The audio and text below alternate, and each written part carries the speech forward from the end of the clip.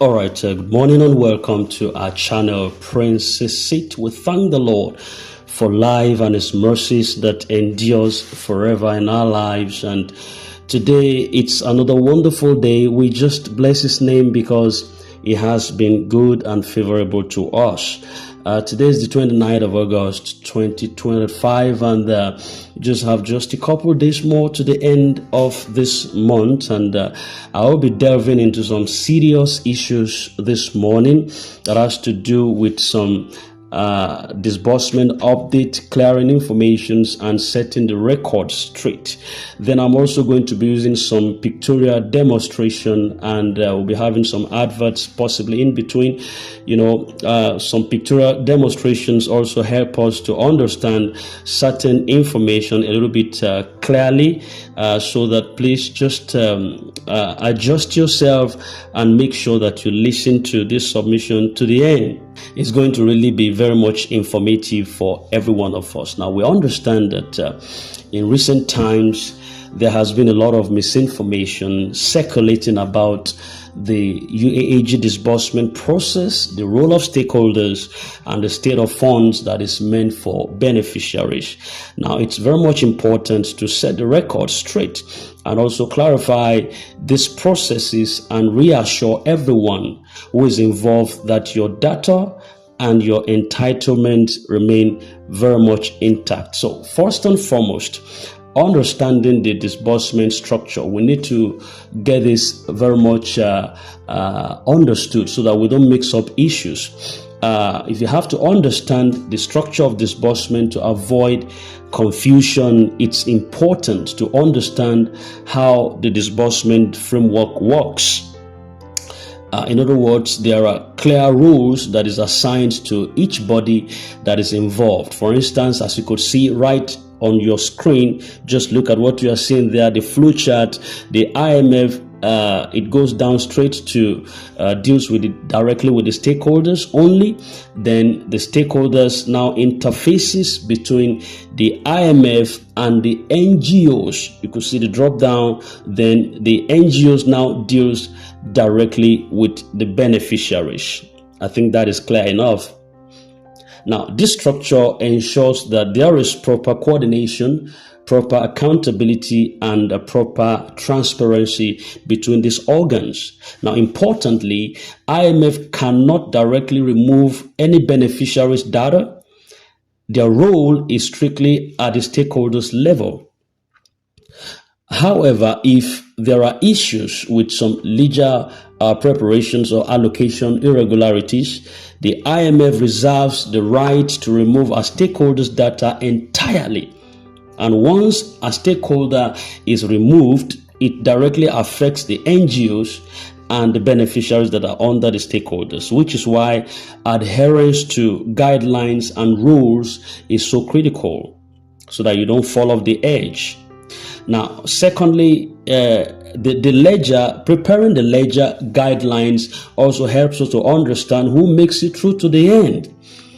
The ledger is one of the most sensitive parts of the disbursement process.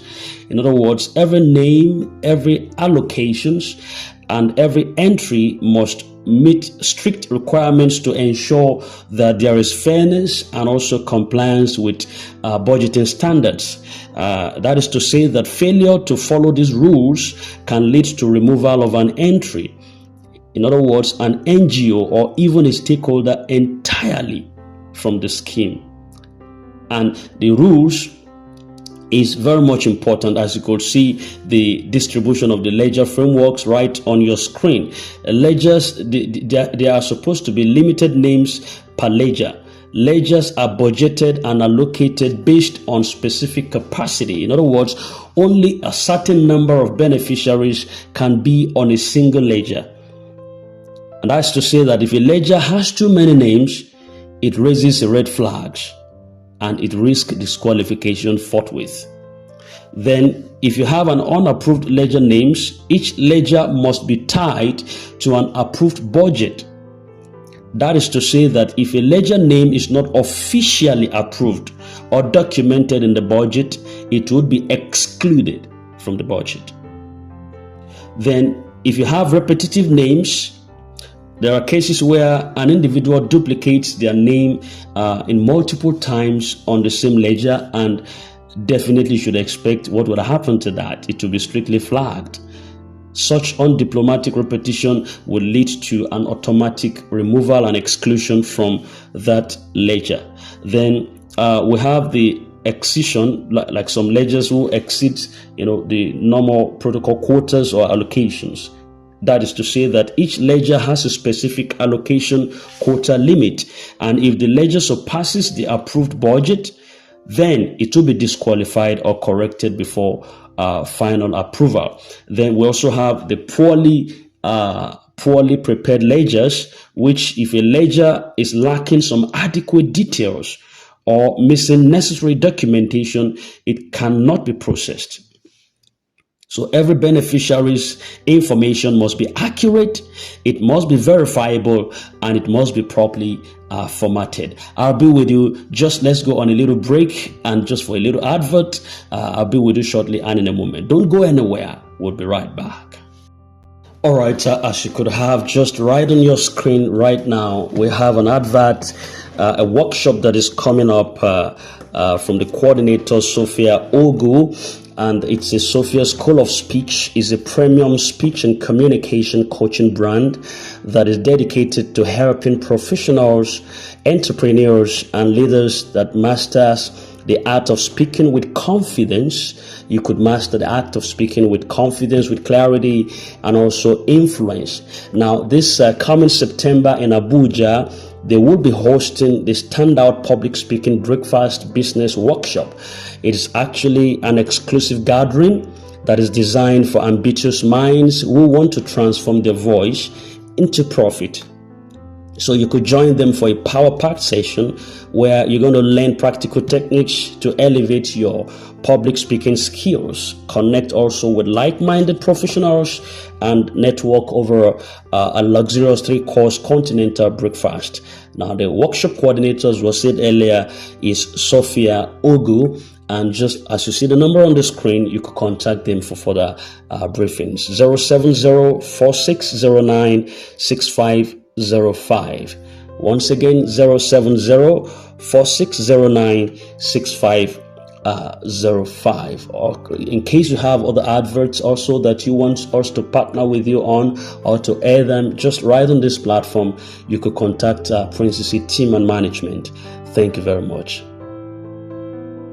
Going forward, thank you very much. Welcome back, and that was just that, and I hope that we understand the way the things are moving. Now, before we move to the next one, we should understand that our details are intact once we go through the predefined rules and protocols. Nothing is going to move you from the scheme. So on the third line, we have the stakeholders, the NGOs, and also the beneficiaries. Now, just as IMF can remove a stakeholder's data if they fail compliance, stakeholders also have authority to remove the NGOs that do not follow the guidelines or the protocols. Similarly, NGOs now can remove beneficiaries whose details are not correct or whose details are duplicated or non-compliant with the systemic protocols or the rules. Now, we could see that this layered structure has a way that ensures that every level is accountable and that only legitimate entries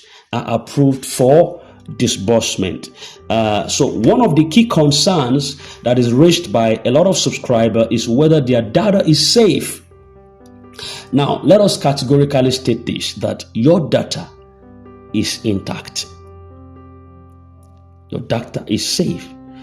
Our stakeholders have been extremely thorough and careful in vetting all the submitted ledgers. Right from the wing we got from that organ shows that they have been so thorough with vettings and submitting ledgers, and every ledger that is under the stakeholders has already been approved and budgeted for, as long as the detail of the beneficiaries or expectant beneficiaries were correctly submitted and verified, going through the systemic protocols that we just mentioned before, right from the time of the submission of your entry, your data entry, and then you flow through down to the level where we are right now. You remain on track for disbursement, and nothing is going to short circuit your disbursement. All right, moving forward, there is a clarification on the Power of Five and the intervention fund situation.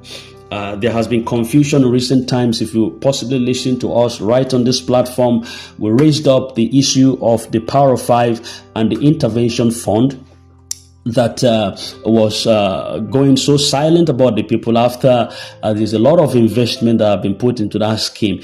Of late they came out, Power 5 came out and said they have no money. And they just say that into thin air and they fizzled out. But we had to bring it up on this channel for them to possibly listen to the people, because the masses are complaining.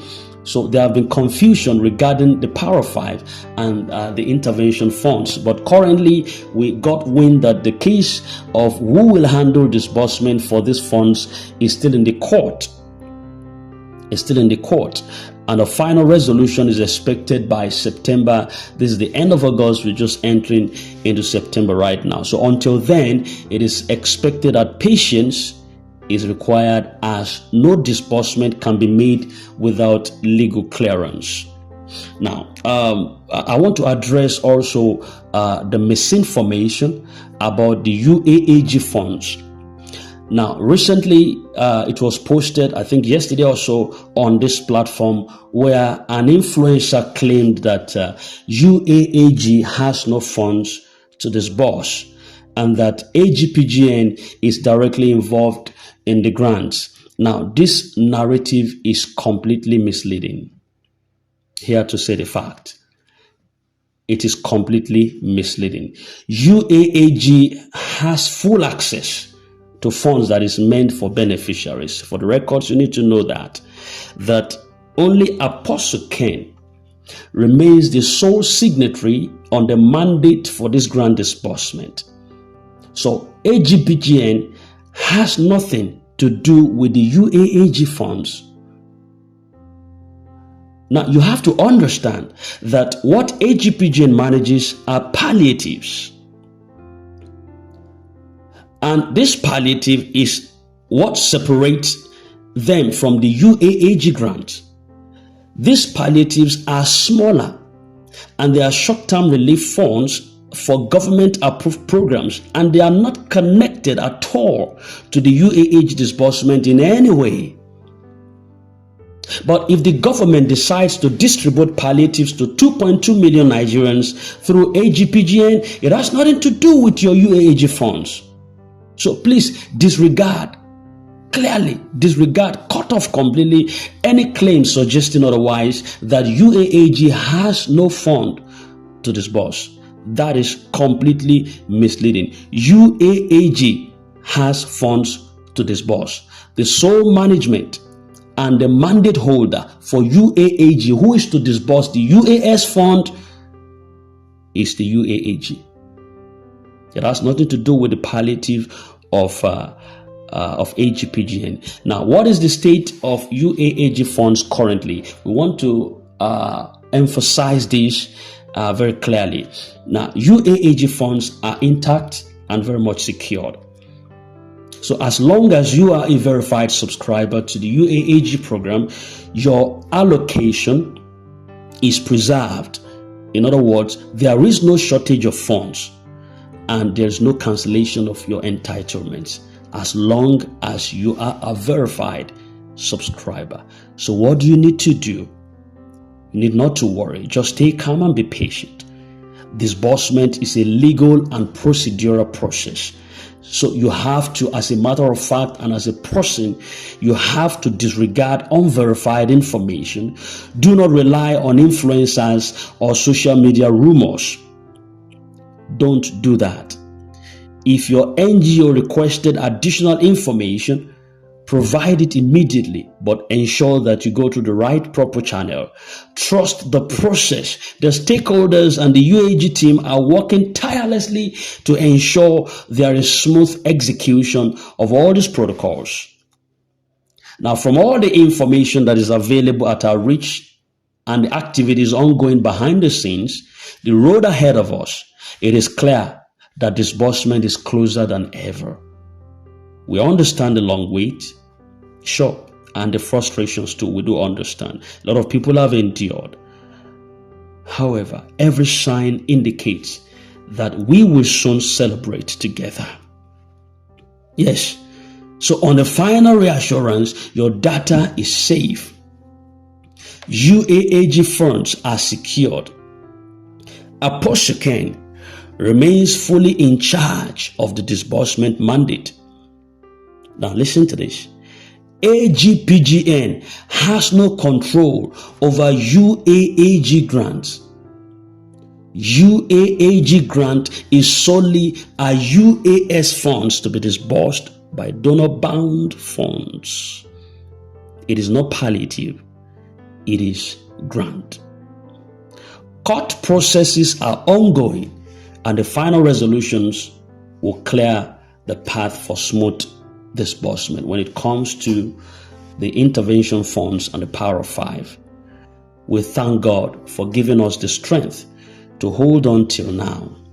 Yes, and we pray for more patience and endurance as we approach the final stage. You should be rest assured that this would all end in praise. And until then, don't let your heart be troubled. All the rumors going up and down right now, they are not your business. Multiple registrations means multiple cash outs, and you should understand that. So don't allow yourself to worry. Don't raise your BP to where I don't understand. Just maintain your cool and calmness. Disbursement is going to visit you at the time appointed. Just remain calm. All the technical committees, the ICT, everyone is working behind the scene to ensure that there is a seamless, transparent, and equitable disbursement distribution to all. Thank you very much. You know we love you. We are for the masses. And once again, in case you have any adverts that you needed to advert concerning any stuff, anything that you need to advertise, we can do that for you right on our platform. You just get in touch with us through our emails, and definitely we're going to get you involved in this protocol. Thank you very much, and we love you. Have a nice day.